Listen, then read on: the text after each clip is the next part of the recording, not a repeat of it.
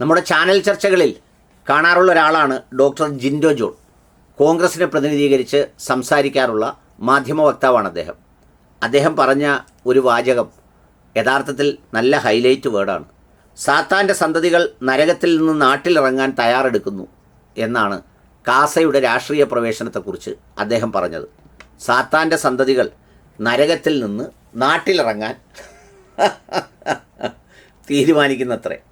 എത്ര മനോഹരമായ കാച്ചിക്കുറുക്കിയ വചനമാണ്.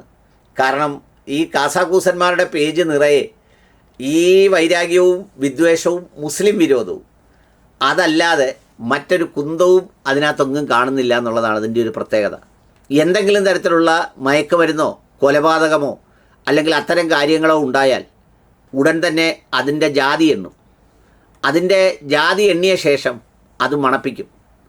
ഒരുതരം നല്ല മനോഹരമായ പുൽപ്രദേശത്ത് കൊണ്ട് കെട്ടുന്ന ചില പന്നിക്കൂട്ടങ്ങൾ അതിൻ്റെ നടുവിലുള്ള അത് കഴിക്കുന്ന ഭക്ഷണം തേടുന്നത് പോലെ മണക്കുന്നത് പോലെ അത് മണത്ത് ജീവിക്കുകയാണ് പ്രധാനപ്പെട്ട വിനോദം. അതിനപ്പുറത്ത് യാതൊരു കാര്യവുമില്ല. കഴിഞ്ഞ ദിവസങ്ങളിലൊക്കെ അതുതന്നെയാണ് അവരുടെ ഒരു പ്രധാനപ്പെട്ട ലക്ഷ്യം. അല്ലാതെ ഈ സമൂഹത്തിലെ തിന്മയോ അല്ലെങ്കിൽ ശരിയാക്കലോ വൃത്തിയാക്കലോ ഒന്നുമല്ല. ഇതിനിടയിൽ നിരവധിയായ സംഭവങ്ങൾ ഈ കാസാമാരുടെ കണ്ണുകൾ കൊണ്ട് കാണേണ്ടത് കടന്നു പോകുന്നുണ്ട്. അതിൽ പ്രധാനപ്പെട്ട ഒരു സംഗതിയാണ് ഈ ചവിട്ട് നാടകം. അത് കാസയുടെ പേജിൽ വന്നിട്ടില്ല. കാരണം ഈ ചവിട്ട് നാടകമൊന്നും കേരളത്തിന് വലിയ പരിചിതമായതല്ല.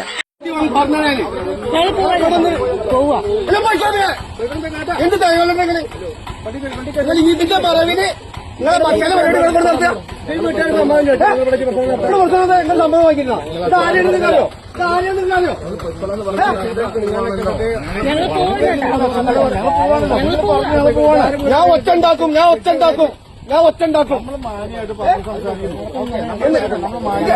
ഇത് നിങ്ങളെ മാന്യതയുണ്ടോ? ഈ സാറേ ഇത് നിങ്ങളെ മാന്യതയോ?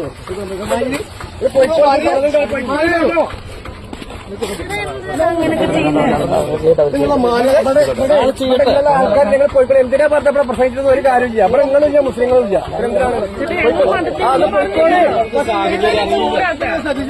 അപ്പൊ അതിനു വേണ്ടി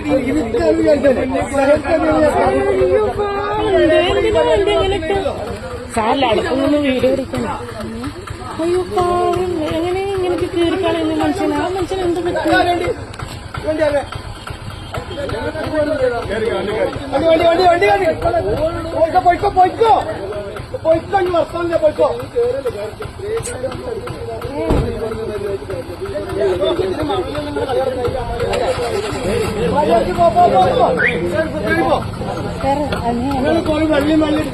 വീട്ടിലെ പരിപാടി നിങ്ങളെന്താ വിചാരിച്ചാൽ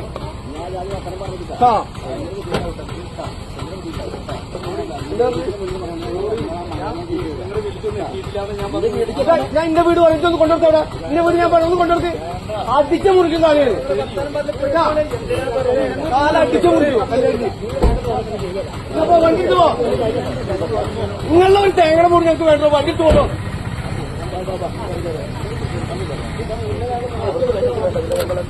എവിടെയോ സുവിശേഷ പ്രഭാഷണത്തിന് പോയിട്ട് വന്ന പാസ്റ്റർമാരുടെ ബൈബിളും എല്ലാം കൂടെ താഴെ വാങ്ങിച്ചിട്ട് ചവിട്ടി തേച്ച് കളയുക. കാസ വല്ല ബഹളവും വെക്കുന്നോ, അനങ്ങുന്നോ, വീഡിയോ ഉണ്ടാക്കുന്നോ? നിങ്ങളൊന്ന് ആലോചിച്ച് നോക്കിയേ. കേരളത്തിലെ മുഴുവൻ സ്കൂളുകളിലും ഞാനൊക്കെ പഠിക്കുന്ന സമയത്ത്, അതായത് ഒരു 82, 83, 85 അല്ലെങ്കിൽ 86 കാലഘട്ടത്തിലൊക്കെ നമ്മുടെ ക്ലാസ് മുറികളിൽ പുതിയ നിയമവും പഴയ നിയമവും ഒക്കെ പ്രിൻ്റ് ചെയ്ത് പുതിയ നിയമം എന്ന് പറഞ്ഞ് നല്ല ചുവന്ന കളറിൽ മനോഹരമായ ഓരോ ബുക്കുകൾ നമുക്ക് ക്ലാസ്സിൽ കൊണ്ട് തരുമായിരുന്നു. എവിടെയാ? എയ്ഡഡ് സ്കൂളുകളിലെ ക്ലാസ്സുകളിലാണ് കൊണ്ടുതരുന്നത്. അത് സന്തോഷത്തോടെ നമ്മൾ വാങ്ങിച്ചുകൊണ്ട് പോകുമായിരുന്നു. വീട്ടിൽ കൊണ്ടുപോയി മനോഹരമായി ഇങ്ങനെ തുറന്നൊക്കെ വായിക്കുമായിരുന്നു. പ്രത്യേകതരം മിനുസമുള്ള പേപ്പറിൽ നല്ല പ്ലാസ്റ്റിക് നല്ല ചുവന്ന ചട്ടക്കൂട്ടിലാണ് അതടിച്ചിട്ടുള്ളത്. ഒന്ന് ആലോചിച്ച് നോക്കൂ. അന്നൊക്കെ ഇവരിപ്പോൾ കുറ്റം പറയുന്ന പഴയ കാലത്തെ തീവ്രവാദികളായ മുസ്ലിം നേതാക്കളും മുസ്ലിം ലീഗിനെയൊക്കെ കുറ്റം പറയുന്ന അവരൊക്കെ വിദ്യാഭ്യാസ വകുപ്പ് ഭരിച്ചിരുന്ന കാലത്താണ് ഇതൊക്കെ ഇവിടെ കൊടുത്തുകൊണ്ടിരുന്നത്. ഇപ്പോൾ കാസാക്കൂസന്മാരെ പോലെയുള്ളവർ വന്ന് എല്ലാവരെയും ശരിപ്പെടുത്തുന്നത് കാണാൻ ആസ്വദിക്കാനിരിക്കുമ്പോൾ ഇത് കണ്ടുകൊണ്ടിരിക്കുക. ഇത്തരം കാഴ്ചകൾ കേരളത്തിലൊന്നും ഉണ്ടായിട്ടുള്ളതേ അല്ല. അതുകൊണ്ട് ദയവായി ഈ വിദ്വേഷമൊക്കെ പറയുന്നതിൻ്റെ ഇടയിലിറങ്ങി ഈ പരസ്പരം സംഘർഷമുണ്ടാകാതെ മനുഷ്യനെ സാന്ത്വനിപ്പിക്കാനും സമാധാനിപ്പിക്കാനും എന്തെങ്കിലുമൊക്കെ ചെയ്തിരുന്നെങ്കിൽ നന്നായിരുന്നു. ഒന്നുമല്ലെങ്കിൽ കെവിൻ പീറ്റർ സാറിൻ്റെ ആ മുഖത്തെ ഭാവത്തിനെങ്കിലും ഒരു വ്യത്യാസം വന്നേനെ. ഇപ്പോൾ ഒരുതരം മനുഷ്യരക്തം കുടിക്കുന്ന വല്ലാത്തൊരു മാനസിക ഭാവത്തിലാണ് കാണപ്പെടുന്നത്. അതുകൊണ്ടാണ് പറഞ്ഞത്.